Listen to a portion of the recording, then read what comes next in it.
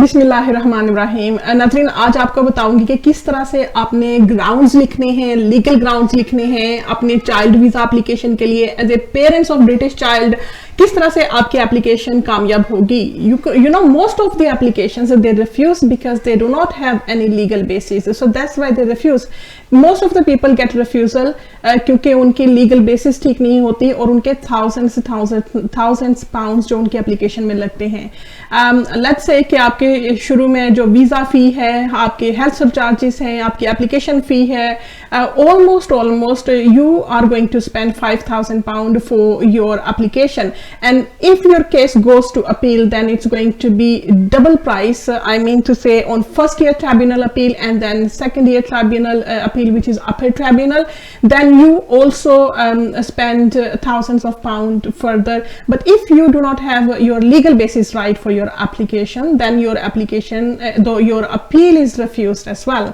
So आज की इस वीडियो में हम बात करेंगे कि वो लीगल बेसिस कौन सी होती है जिसकी बेसिस पे आपका एप्लीकेशन सक्सेसफुल होता है या जिसकी बेसिस पे आप अपना एप्लीकेशन फाइल करते हैं। जैसे मैंने अपने लास्ट वीडियो में कहा कि बहुत सारे लोगों के एप्लीकेशंस इसलिए भी रिफ्यूज होते हैं कि उनका राइट टाइप ऑफ एप्लीकेशन नहीं होता।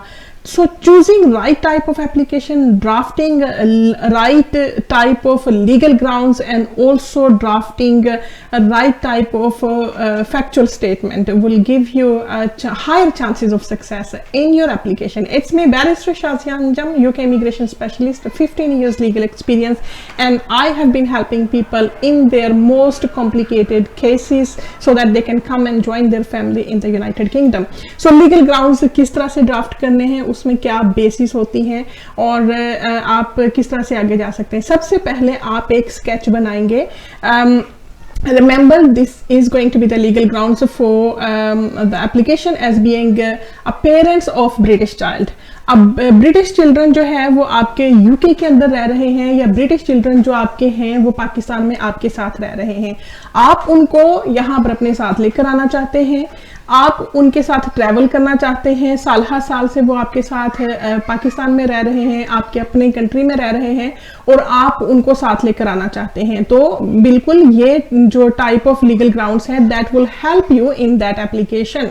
एज वेल एज आपके चिल्ड्रन जो है वो यूके के अंदर हैं, ब्रिटिश चाइल्ड है, स्पाउस वीजा एप्लीकेशन आपकी सक्सेसफुल नहीं हुई या आप अप्लाई नहीं कर सकते क्योंकि या तो आपके जो है वो इनकम रिक्वायरमेंट पूरी नहीं है या आपने इंग्लिश लैंग्वेज नहीं किया हुआ या फिर आपके रिलेशनशिप में फॉर एग्जांपल आपके स्पाउस ने सेकंड मैरिज की है यूके के अंदर, वो आपको स्पॉन्सर नहीं कर सकते। सो ये सारी सिचुएशन है जिसकी बेसिस पे आपका एप्लीकेशन जो है वो सक्सेसफुल नहीं होता या नहीं हो सकता। अब आप as a parents of British child application करना चाह रहे हैं और ग्राउंड्स क्या होंगे। ग्राउंड्स आपके सबसे पहले आप एक स्केच बनाएंगे। स्केच के आप लेट्स से आप 5 सेक्शंस करेंगे। पहला सेक्शन आपका जो जाएगा, सबसे पहला सेक्शन वो आपका जाता है बैकग्राउंड इंफॉर्मेशन का। दूसरा सेक्शन उसमें आपका जाएगा इशू क्या है, आपका इशू है क्या, लीगल बेसिस क्या है, और तीसरा जो सेक्शन है वो उसके अंदर कानून क्या कहता है, लॉ क्या है। अब आपने इस तरह सेक्शंस बना लेने हैं, एक स्केच बना लेना है जिसे स्ट्रक्चर भी कहते हैं, और वो जो या जिसे लीगल वर्ल्ड में आप स्केलेटन ऑफ आर्गुमेंट्स भी कहते हैं, एक स्केलेटन बना लेना है। फर्स्ट आप बैकग्राउंड्स लिखेंगे, सेकेंडली आप इशू लिखेंगे, मैटर लिखेंगे, टेस्ट लिखेंगे, और थर्डली आप लिखेंगे आपके उसमें कानून क्या कहता है, और उसके बाद नंबर 4 पे आपके पास लिस्ट ऑफ डॉक्यूमेंट्स क्या मौजूद है, कौन से लिस्ट ऑफ डॉक्यूमेंट्स है आप जिस पे आप रिलाई करेंगे वो आप लिस्ट ऑफ डॉक्यूमेंट्स उस पे लगाएंगे, और उससे नेक्स्ट आप जिसे आप बोलते हैं आर्गुमेंट्स नंबर 5 पे आपके आर्गुमेंट्स जाएंगे, नंबर 6 पे आपकी रेमेडी जाएगी, आपकी प्ली जाएगी, आप क्या रेमेडी चाहते हैं वीजा ऑफिसर से। So this is going to be the structure for your legal arguments which you are going to enclose with your application. How to do this, I am just going to explain this in my video in the next 15 minutes time, and stay with me and learn about the legal grounds. How can you submit your application successfully without any other help or without any external lawyer's help? So first of all let's dip into that कि details किस तरह से करना है, backgrounds क्या होता है। अब बैकग्राउंड्स के अंदर आपका क्या सिनेरियो है, की पॉइंट्स लिखें, इररेलेवेंट इंफॉर्मेशन लिखने की जरूरत नहीं है। आपको अपनी जाती लाइफ की स्टोरी उसमें लिखने की जरूरत नहीं है, इस केस के बाहर की क्या सिचुएशन है उसको लिखने की जरूरत नहीं है। अब की फैक्टर्स किसे कहते हैं? जो एप्लीकेशन से रेलिवेंट होते हैं। एप्लीकेशन से रेलिवेंट क्या है आपका?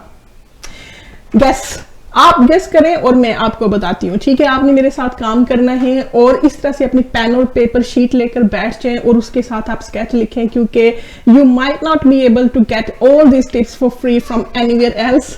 So because when we just Google on internet, it's very hard to find a tailor-made skeleton of arguments which give your applications a more or higher chances of success. So first of all, background information में आपकी क्या होगी?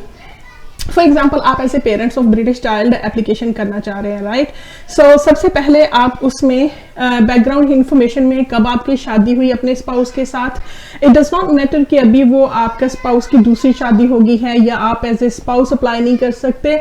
हम उस point पे नहीं आ रहे, हम इस पॉइंट पे आ रहे हैं कि आपने अपने बच्चे के साथ उस चाइल्ड रिलेशन को किस तरह से एस्टेब्लिश करना है, right?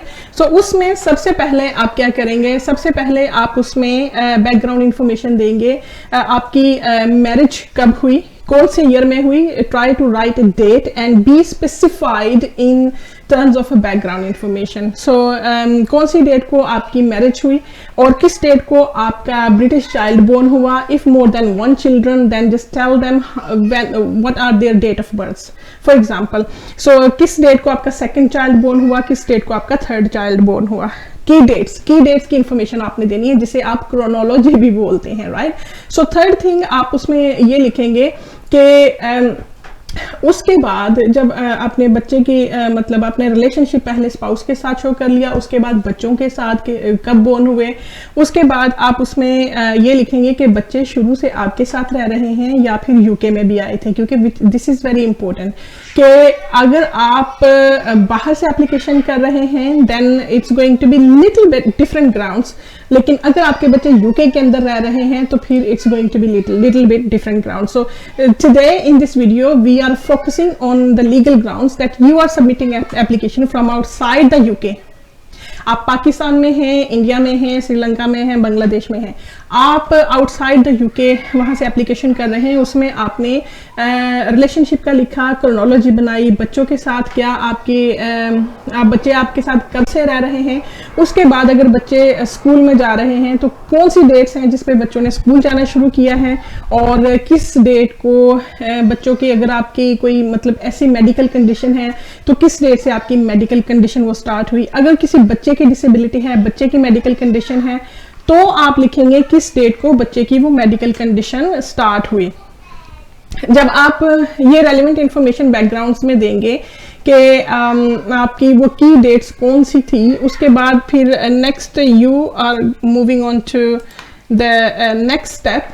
This is going to be the issue or application type, right? The benefit and advantage of such arguments or such legal basis will be that कि आपका जो एप्लीकेशन है वो रिफ्यूज होके अपील के स्टेज पर जाने से बच जाता है। आपके एप्लीकेशन में आप शुरू में एक आउटकम लेते हैं जो कि फेवरेबल आउटकम होता है। इसमें वीज़ा ऑफिसर की हेल्प हो जाती है, क्लैरिफाई हो जाते हैं, आपकी क्रेडिबिलिटी इन्हांस होती है और इस तरह से आपकी जो एप्लीकेशन है उसकी कीमत दुरुस्त होती है। अब नेक्स्ट आपने लिखना है उसमें वीज़ा टाइप कौन सा है। वीज़ा टाइप क्या है उसके बारे में हम अभी बात करेंगे आपसे कि कौन सा वीज़ा टाइप है। अब नेक्स्ट आपका मतलब इसमें क्या इशू